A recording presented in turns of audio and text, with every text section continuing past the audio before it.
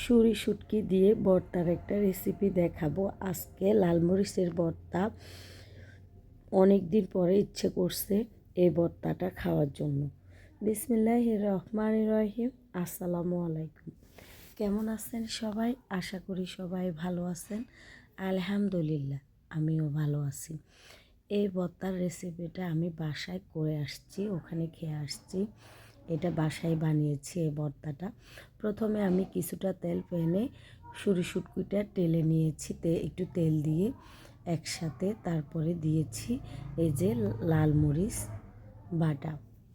তো এই লাল মরিচটা আমি বেশিটা পিষতে পারি নাই, কিছুটা আস্তে আস্তে রয়ে গেছে।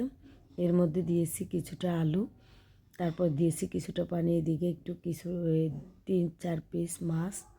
আমি এই মাছগুলা কষিয়ে নিচ্ছি, কারণ এখান থেকে 2 পিস মাছ উঠিয়ে ভর্তার মধ্যে দেব। তো ভর্তাতে আমি কোনো হলুদ মরিচ কিছুই ব্যবহার করব না, শুধু শুঁড়ি শুটকি আর লাল মরিচ বাটা।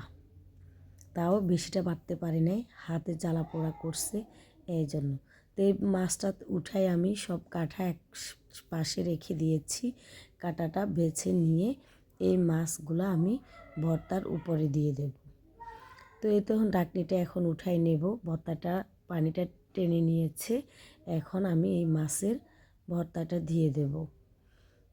এই মাছটা থেতো করে আমি সব কাঁটা সরিয়ে নিয়েছি একটা চামচের সাহায্যে। এখন আরও কয়েকটা কাঁটা রয়ে গেছে, ওগুলো আমি ফেলে দিচ্ছি।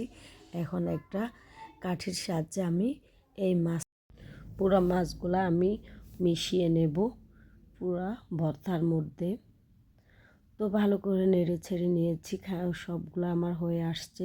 ভর্তাটা পুরোপুরি এখনও হয় না, আরও কিছুটা টেনে নেব। পানি গায়ে গায়ে পানি রয়ে গেছে, আরও কিছুটা শুকিয়ে নেব।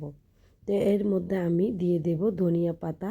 ধনিয়া পাতাটা আমি একটা কেচি দিয়ে কেটে দিচ্ছি। তো ভর্তা আমার কমপ্লিট হয়ে গেছে। ভিডিওটা ভালো লাগলে আপনারা শেয়ার করবেন বা লাইক কমেন্ট করে যাবেন, যদি ভালো লাগে, না হয় স্কিপ করে যাবেন। ভিডিওটা আমার কেমন হয়েছে? ভালো থাকবেন, সুস্থ থাকবেন। আল্লাহ হাফেজ।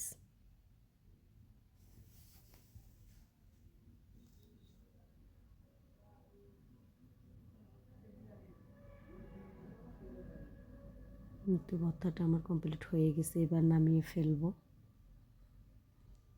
একটু সামনে এনে দেখাচ্ছি কেমন হয়েছে। ভালোই হয়েছে, আমি কিছুটা খেয়ে দেখেছি।